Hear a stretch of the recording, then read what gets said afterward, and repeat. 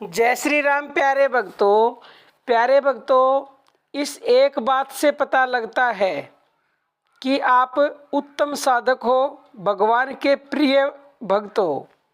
कौन सी वो बात है प्यारे भक्तों, जानने के लिए अंत तक बने रहिएगा। देखो, साधारण जो भक्त होते हैं भगवान के, भगवत प्रेमी होते हैं, साधारण जो नए भक्त होते हैं, वो जब भी भगवान का नाम जप भजन ध्यान करते हैं एकांत में बैठ के भी, तो लाख कोशिश करने के बाद भी उनका मन संसार में चला जाता है। उनके मन में उल्टे सीधे विचार आते हैं, गंदे गंदे विचार आते हैं। लेकिन प्यारे भक्तों, हम आपको प्रतिदिन वीडियो में बोलते हैं ज़्यादातर कि सारे कार्य करते करते भगवान को याद करो। भगवान को मन चाहिए, आपका तन नहीं चाहिए। तन से तुम कार्य करते रहो और मन से भगवान को याद करते रहो। तो जो उत्तम साधक होते हैं, उत्तम साधक सारे कार्य करते करते ही मन के द्वारा भगवान को याद करते रहते हैं। यानी उत्तम श्रेणी के साधकों ने अपना मन भगवान को दे दिया और तन से वो कार्य कर रहे हैं।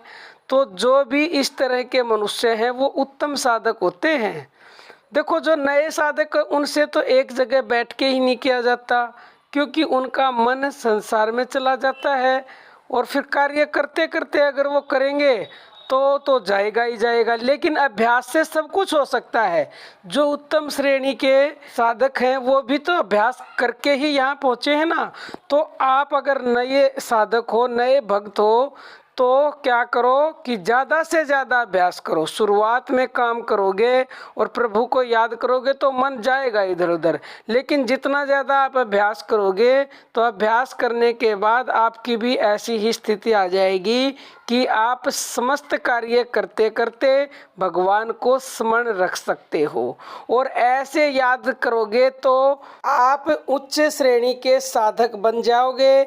क्योंकि गीता में भगवान ने कहा है कि तुम सारे कार्य करते करते मुझे याद करो, हर कार्य में आपको सफलता मिलेगी। क्योंकि भगवान कहते हैं मुझे मन चाहिए, तन नहीं चाहिए।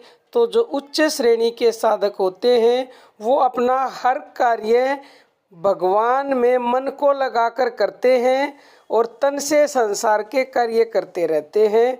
तो प्यारे भक्तों, आप भी अभ्यास करें कि मन भगवान में लगाए रखें और अपने सारे कार्य करें, तो निसंदेह आप उच्च श्रेणी के साधक बन जाओगे और भगवान के प्रिय बन जाओगे।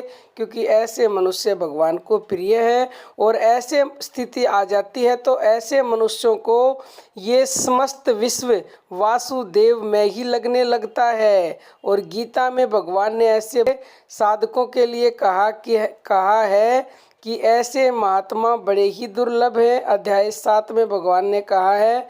तो प्यारे भक्तों, अब हम अपनी वाणी को विराम देते हैं। जय श्री राम।